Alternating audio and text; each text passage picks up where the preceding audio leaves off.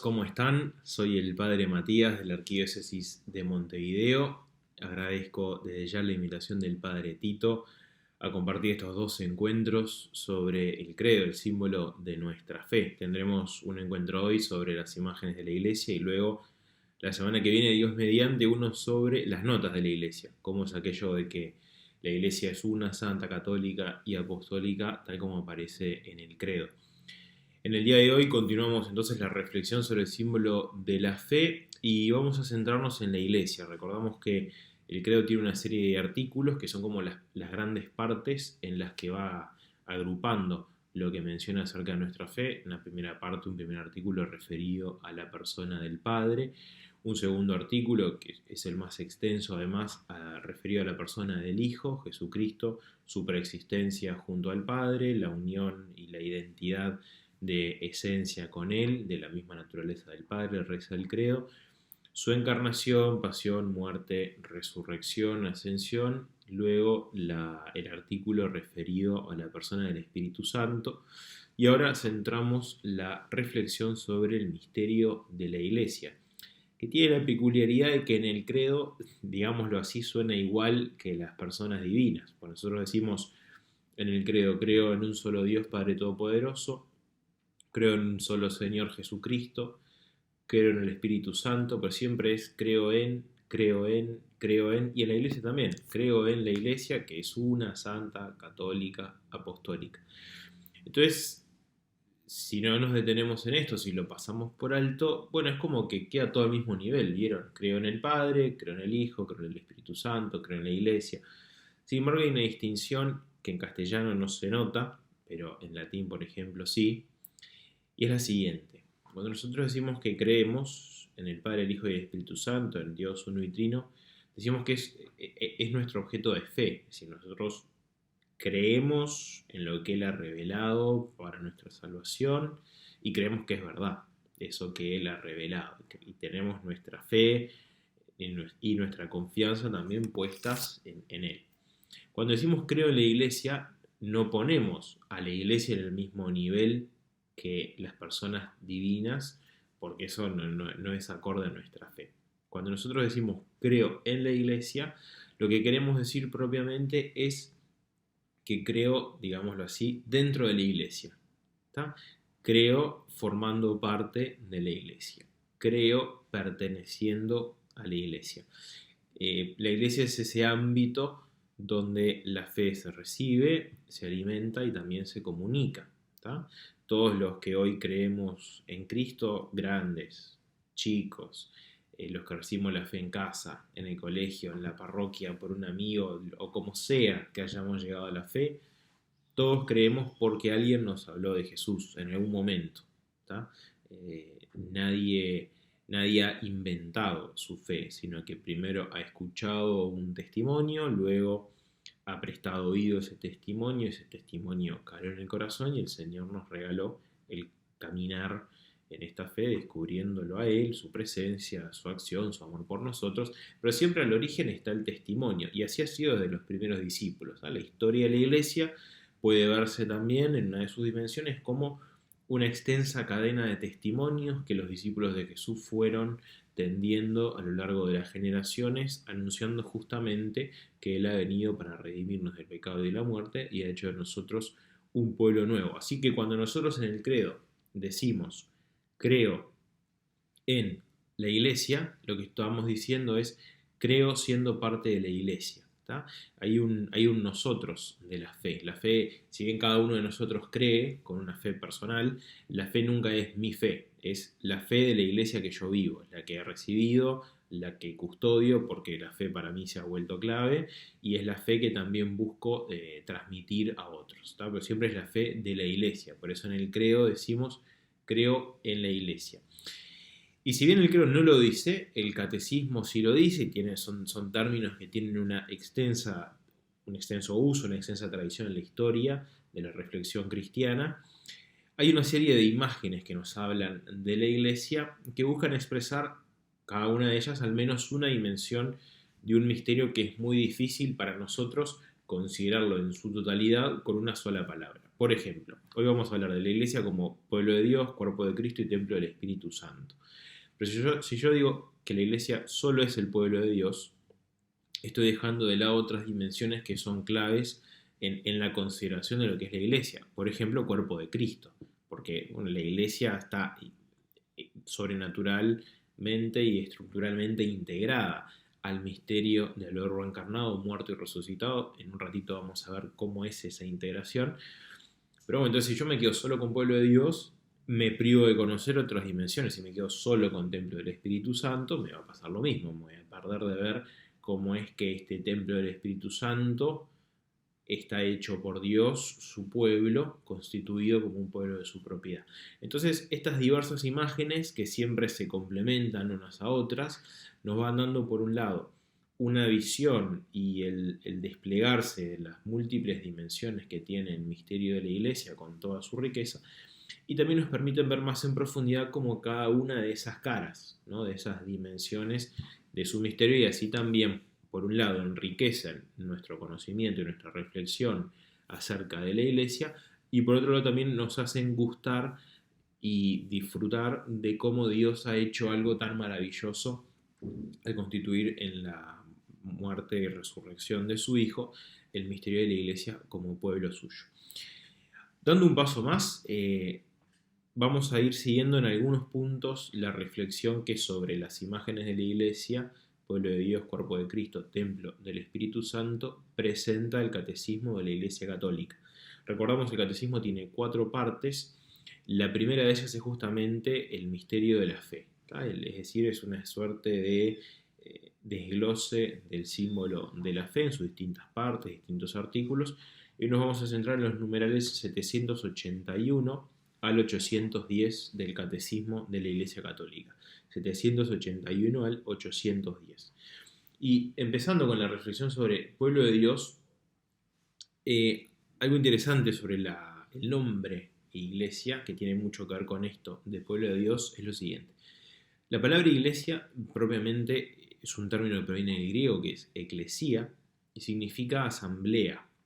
Asamblea como conjunto de personas que ha sido convocada. Tiene una dimensión pasiva el término, porque no es la gente que, digamos, simplemente elige juntarse para algo, como un grupo de vecinos que decide que tenemos que arreglar la vereda y ver qué pasa con la luz de la cuadra, entonces nos juntamos y vemos cómo, sino que es una asamblea que es convocada por un tercero, ¿tá?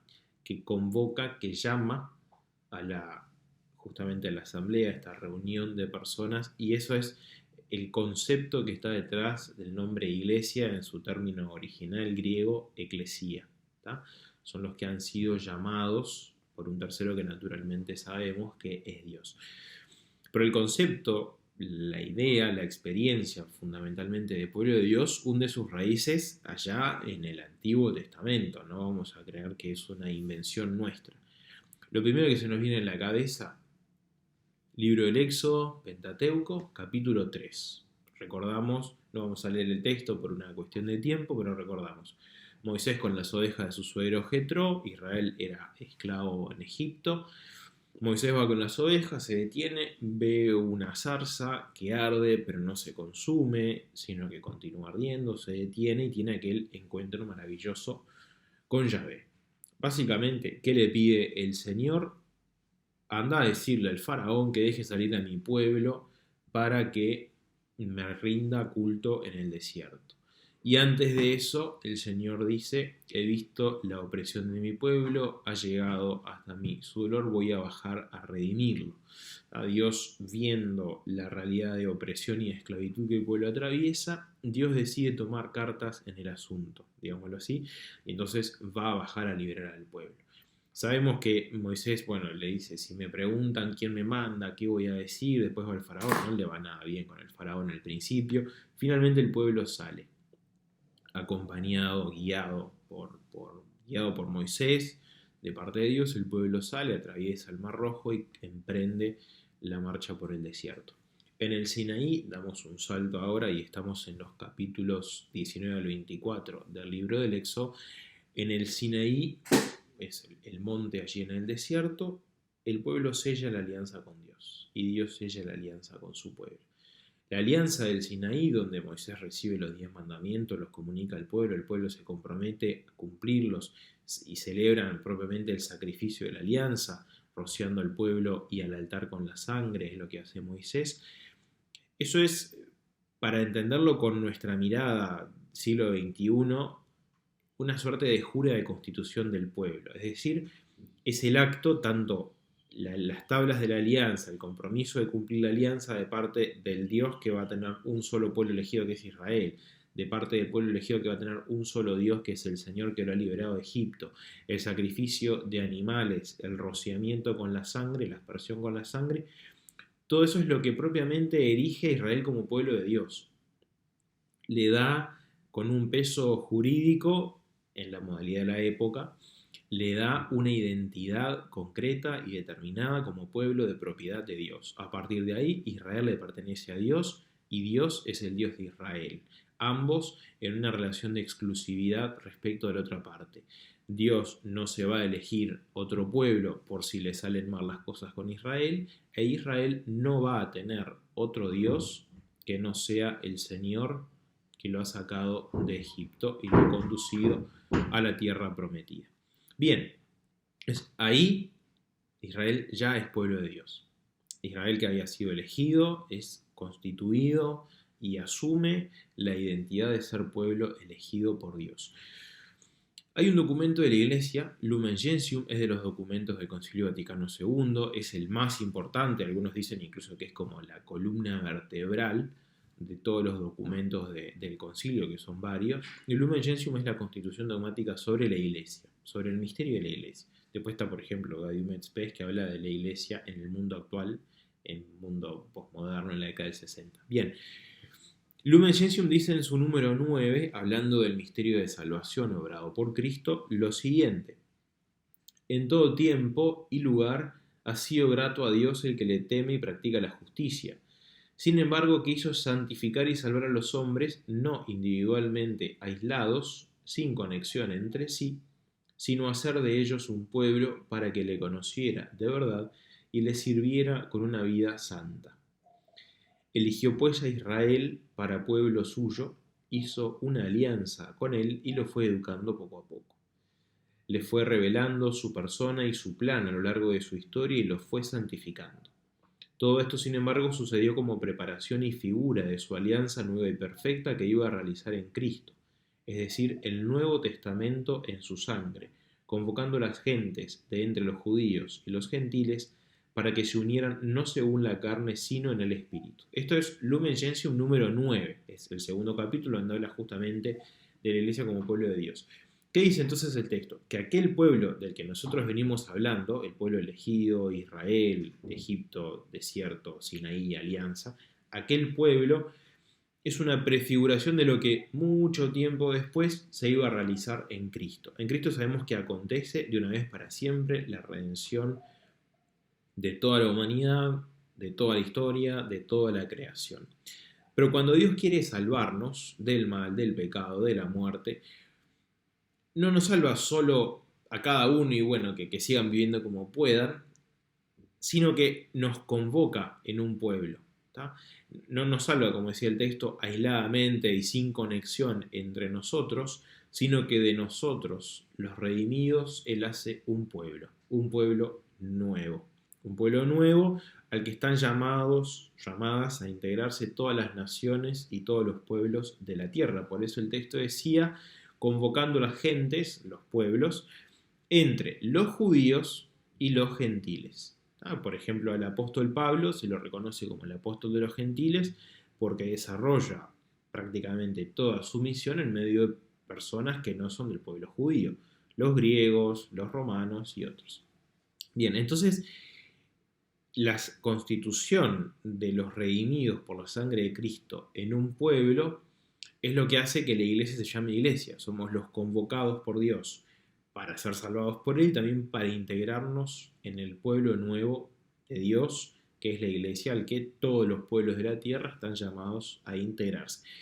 Eso de que todos los pueblos de la tierra están llamados a integrarse lo vamos a ver la vez que viene cuando veamos la nota de la catolicidad de la Iglesia. ¿Qué significa que la Iglesia sea católica? Bueno, en una de sus dimensiones significa justamente esto. Todos los pueblos de la tierra están llamados a integrarse a ella. Bien, continuando la reflexión en base a lo que nos presenta el catecismo, estamos allá en los números 781 en adelante, presenta una serie de características de este pueblo en las cuales yo me voy a detener solamente en dos, también por un tema de tiempo, pero las tienen todas allí.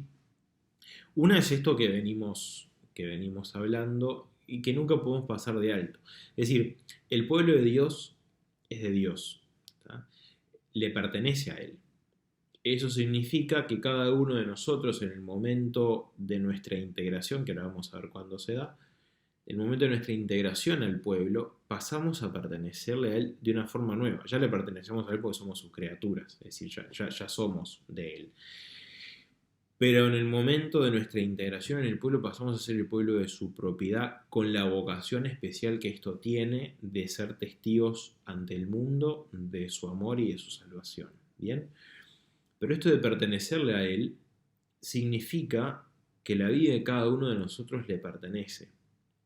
Y esto, bajando a lo bien concreto del día a día, implica que si nosotros le pertenecemos a Dios, necesariamente debemos, por un lado, darle un lugar en nuestra vida, una vida, traducido es una vida cristiana normal, bien vivida.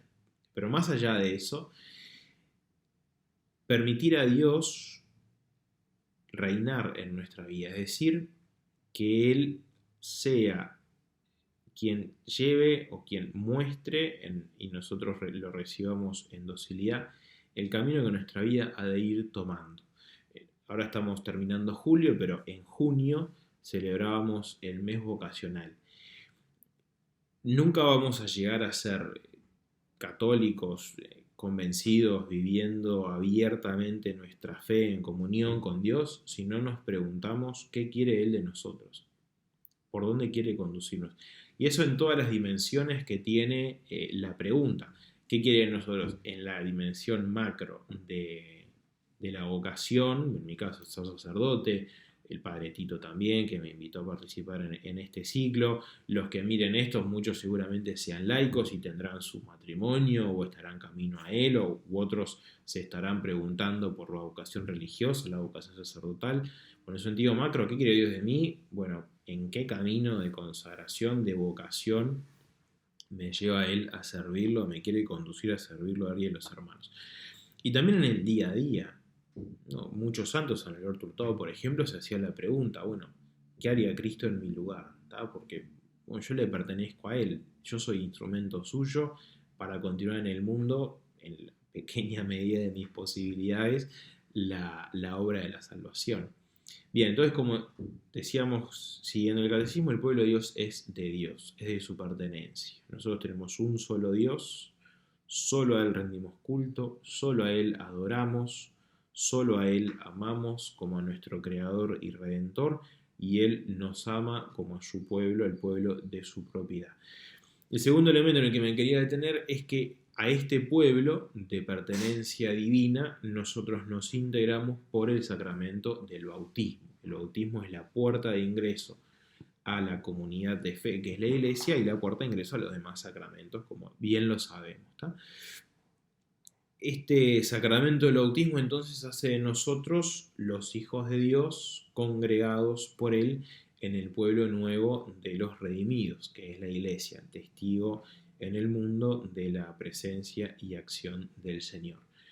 Habiendo entrado a la Iglesia, a la comunidad de fe, por el sacramento del bautismo, fuimos hechos partícipes de la triple dimensión de Cristo, de sacerdote, profeta y rey.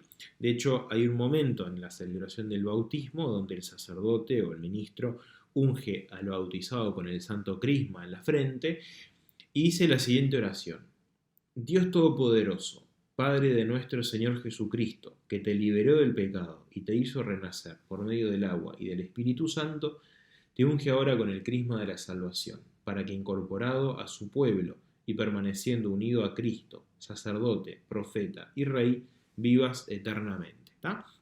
Entonces, esa unción con el crisma es el sello indeleble, imborrable, de nuestra pertenencia al pueblo consagrado por Dios, de nuestra pertenencia a la iglesia, al pueblo suyo.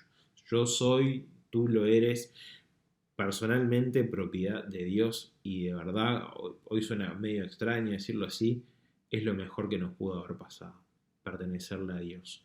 Que Dios no quisiera desentenderse de nosotros después de habernos creado, o después de haber pecado la humanidad, sino habernos constituido en un pueblo y tenernos en su mano, es lo mejor que nos podría haber pasado. Bien, entonces, por el sacramento del bautismo incorporados a su pueblo, participamos de esta triple dimensión, de sacerdote, de profeta y de rey de Cristo. ¿Está? San León Magno, esto es un texto que aparece también en el Catecismo, dice lo siguiente, es uno de los sermones que él tiene: la señal de la cruz hace reyes a todos los regenerados en Cristo, y la unción del Espíritu Santo los consagra sacerdotes. Y así, además de este especial servicio de nuestro ministerio, todos los cristianos espirituales y perfectos deben saber que son partícipes del linaje regio y del oficio sacerdotal. ¿Qué hay más regio que un espíritu que, sometido a Dios, rige su propio cuerpo? ¿Y qué hay más sacerdotal que ofrecer a Dios una conciencia pura y las inmaculadas víctimas de nuestra piedad en el altar del corazón? Ven, ahí ya nos va dando algunas pistas de qué significa esto de que nosotros participemos de la condición de Cristo, de su ser sacerdote, de su ser profeta, de su ser rey. Ser sacerdote en Cristo se da una peculiaridad en el sacerdocio que es la siguiente: en Cristo, en la cruz de Cristo, en su ofrecimiento, en su sacrificio, en su holocausto por nosotros, sacerdote y víctima coinciden. Es decir, antes en el pueblo de Israel, cuando se ofrecía un sacrificio, iba el sacerdote, tomaba un animal, lo mataba, lo ofrecía en sacrificio y listo, el sacerdote después del sacrificio, de purificarse, etc., se iba a su casa y seguía vivo. En la pasión de Cristo no, porque Cristo se ofrece a sí mismo, Cristo se inmola a sí mismo, Cristo libremente asume en sí mismo la muerte, Él muere por nosotros, haciendo que, como decía recién, sacrificio, víctima y sacerdote coincidan. Él ofrece el sacrificio y Él se ofrece en sacrificio. Nosotros participamos de esa dimensión sacrificial de Cristo, sacerdotal de Cristo, ofreciéndonos nosotros. Fundamentalmente, ¿cuándo? En la Eucaristía, como en ninguna otra situación o instancia. En la Eucaristía nos unimos al sacrificio de Cristo y nosotros ejercemos nuestro sacerdocio de esa forma. No nosotros los curas como algo privativo del ser sacerdote. El ser sacerdote lo hace según su condición específica que recibe en la ordenación. Me refiero a nosotros los bautizados, es decir, todos los que por el bautismo formamos parte del pueblo de Dios. Todos nosotros ofrecemos, cada uno según su condición, según su estado, ofrecemos el sacrificio de Cristo y nos unimos a su sacrificio. Ese es el sentido perfecto del sacrificio de Cristo en el que nosotros participamos. Pero también nosotros ejercemos nuestro sacerdocio común de bautizados, ofreciendo al Señor nuestra vida de cada día, en la oración, por ejemplo, diaria, y también las pequeñas cosas que nos van sucediendo en el día a día. Las ofrecemos a Él, por ejemplo, para que Él nos purifique, para que Él nos santifique, para que Él nos dé la fuerza para luchar contra la tentación, etc. También tenemos la condición profética, es decir, participamos de la dimensión profética de Cristo, porque, bueno, Cristo es distinto de los demás profetas del pueblo elegido, porque en los otros profetas estaba la palabra de Dios, Dios enviaba su palabra para que la comunicaran al pueblo a través de los profetas, y ahora Cristo es la palabra encarnada. Nosotros en nuestra participación en la dimensión, condición profética de Cristo, también hablamos palabra de Dios en el sentido de que anunciamos al mundo, con nuestras palabras y nuestras obras, la acción de Dios, básicamente el misterio de nuestra salvación. Pero además, gracias a la unción del Espíritu, nosotros podemos conocer, digamos, y profesar perfectamente nuestra fe. El pueblo de Dios, que tiene la unción del Espíritu Santo, no se equivoca cuando interpreta la fe. Pero esto también lo vamos a ver la vez que viene cuando veamos las notas de la iglesia. Y finalmente la dimensión real de Cristo. Nosotros somos reyes ya ahora en la tierra participando de la dimensión real de Cristo. ¿Cómo ejercemos nosotros esa dimensión en nuestra vida? Sencillamente y súper fácil, aunque no lo parece tanto cuando lo decimos, viviendo una vida acorde a la ley de Dios, ordenando nuestra vida, nuestras actividades, nuestras decisiones, todo lo que conforma nuestra vida, ordenándolo según el plan de amor de Dios que sirva a su obra de salvación. Viviendo una vida cristiana de esa forma, de acuerdo a lo que piden Dios y la Iglesia, estamos ejerciendo nuestra dimensión real. Naturalmente, nuestra vida no se agota en nosotros y en nuestra persona, tiene también sus consecuencias en el mundo. Por ejemplo, en el caso de los laicos, a través de su trabajo se vinculan con múltiples personas y en el trabajo, la realización del trabajo, tienen la posibilidad de hacer algo en bien de otros y en bien del mundo. Ahí, ordenando también ese tipo de actividades según el plan de Dios, es como contribuimos justamente a esta dimensión, cuando participamos, mejor dicho, de esta dimensión real de Cristo a la que somos incorporados por el bautismo. Luego viene la segunda imagen. La iglesia no solo es pueblo de Dios, es también cuerpo de Cristo.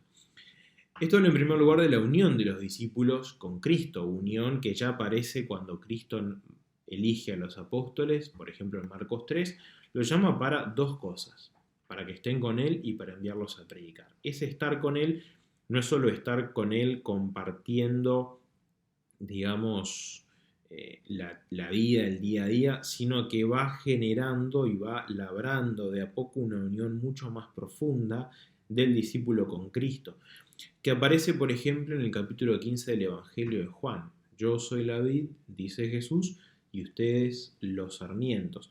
Eso es algo de lo que hablábamos al principio, esa unidad estructural, indisoluble que hay entre los discípulos y el Maestro. Si nosotros desconocemos que somos los sarmientos y que estamos tan estrechamente unidos a Cristo, nos quedamos sin vida de fe, nos quedamos sin vida de gracia, nos quedamos sin la fuente de la vida, porque el sarmiento, que es la rama de la que pende el racimo de uvas, por ejemplo, en el caso de la vid, recibe la vida, la savia, lo que le permite vivir y dar fruto de la vid, que a su vez la recibe de la tierra. Si al sarmiento se le antoja cortarse y decir yo puedo solo, marchó a la vid. Entonces, esta unión, el ser cuerpo de Cristo, significa que cada uno de nosotros recibe la vida divina del mismo Cristo. Y a su vez, el catecismo menciona tres aspectos sobre esta dimensión, esta imagen de la iglesia como cuerpo de Cristo. El primero es de la unión de los creyentes entre sí. Nosotros estamos todos unidos, formamos parte del pueblo de Dios, unidos por la profesión de la fe, el credo en el que estamos profundizando en estos encuentros. A su vez estamos unidos por el gobierno de los obispos, es decir, cada diócesis, cada iglesia local tiene un obispo, están todos los obispos en comunión entre sí y con el obispo de Roma, que es la cabeza de los obispos. Entonces estamos todos en lo que podríamos llamar una comunión de pastores, conducidos por el mismo colegio episcopal. Y a su vez, en un tercer sentido, hablamos de la unión de nosotros en la práctica de los sacramentos. Todos hemos sido iniciados a la fe en el mismo bautismo, todos hemos participado más de una vez y lo seguimos haciendo de la misma Eucaristía, el mismo sacrificio redentor de Cristo que actualiza el sacrificio de la cruz. Todos hemos sido sellados por el Espíritu Santo en el mismo sacramento de la confirmación. Entonces, todos los creyentes estamos unidos entre sí por esos tres elementos: la comunión en la fe, la comunión en los sacramentos, ahí casi se me cae la computadora, pero no, y la comunión finalmente en el gobierno de los obispos. Un segundo elemento que introduce el catecismo sobre la unión, sobre la dimensión del cuerpo de Cristo, es que Cristo es la cabeza del cuerpo. Es decir, nosotros no concebimos un organismo vivo donde sea, en sentido de los que tienen cabeza y cuerpo, por ejemplo, el ser humano, que es la imagen que está detrás, que sea cabeza sin cuerpo, porque no hay vida allí. Bueno, nosotros hemos sido incorporados a Cristo y hemos sido hechos otro Cristo, como dice San Agustín en uno de sus sermones, que aparece también en el catecismo. Felicitémonos y demos gracias por lo que hemos llegado a ser, no solamente cristianos, sino el propio Cristo. ¿Comprenden, hermanos, la gracia que Dios nos ha hecho al darnos a Cristo como cabeza? Admírense y regocíjense, hemos sido hechos Cristo. En efecto, ya que Él es la cabeza y nosotros somos los miembros, el hombre todo entero es Él y nosotros. La plenitud de Cristo es pues la cabeza y los miembros. ¿Qué quiere decir la cabeza y los miembros? Cristo y la iglesia, ¿no? De esa forma hemos sido nosotros incorporados al misterio de Cristo. Y a su vez el tercer elemento que presenta el catecismo es que Cristo es el esposo de la iglesia. Cristo se entrega a la iglesia para santificarla, como dice Pablo en el capítulo 5 de la carta a los Efesios, y entregándose para santificarla también la fecunda, con su gracia para que la iglesia dé a luz nuevos hijos. De hecho, Cristo fecunda a la iglesia y la iglesia en la pila bautismal es donde da a luz estos nuevos hijos que Cristo le da. Cristo es esposo de la iglesia porque a su vez se entrega a ella con una fidelidad indisoluble y la iglesia se entrega a Cristo haciendo de él su único Señor. Y la última imagen que presenta el catecismo, de las que vamos a hablar hoy, es la iglesia como templo del Espíritu Santo. También de San Agustín, él dice que lo que nuestro espíritu, es decir, nuestra alma, es para nuestros miembros, eso mismo es el Espíritu Santo para los miembros de Cristo, para el cuerpo de Cristo que es la iglesia. El Espíritu Santo, Espíritu de Cristo, dado por él en Pentecostés a la comunidad de los apóstoles, es el Espíritu que mantiene viva y unida a la iglesia. Todo lo que Cristo obra en la iglesia, lo obra por el Espíritu Santo. Por ejemplo, acabamos de decir que la iglesia engendra nuevos hijos, nosotros nos introducimos, pasamos a formar parte de la iglesia en el sacramento del bautismo. Y para que el sacramento del bautismo, el agua que usamos allí, pueda hacer eso, invocamos al Espíritu Santo para que Dios bendiga esa agua por la fuerza de su Espíritu y esa agua tenga el poder de renovarnos y de santificarnos. En la Santa Misa, para que el pan se convierta en el cuerpo y para que el vino se convierta en la sangre del Señor Jesús, invocamos al Espíritu Santo para que obre esa transubstanciación, ese cambio de sustancia en el pan y en el vino, en el cuerpo y la sangre de Jesús. Y así, siempre que Dios obra en su iglesia, lo hace a través del Espíritu Santo, una presencia permanente e irrevocable del Espíritu Santo en nosotros. De hecho, una de las cosas que el credo dice acerca de la persona del Espíritu Santo, que aparece también en un documento, es el nombre de un documento del Papa Juan Pablo II, es justamente Dominum et Vivificantem, Señor y dador de vida. Señor porque siendo Dios participa del señorío divino, del señorío de Cristo, y dador de vida porque por la fuerza del Espíritu Santo todo ha sido creado, y también por la fuerza del Espíritu Santo Dios mantiene viva, conduce, alimenta y nutre a su iglesia.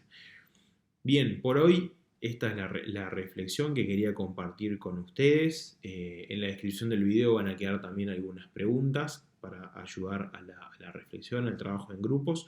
Y nos veremos la vez que viene con la reflexión sobre las notas de la iglesia una, santa, católica y apostólica. Desde aquí, desde Montevideo, un fuerte abrazo a todos. Espero que esto les sea de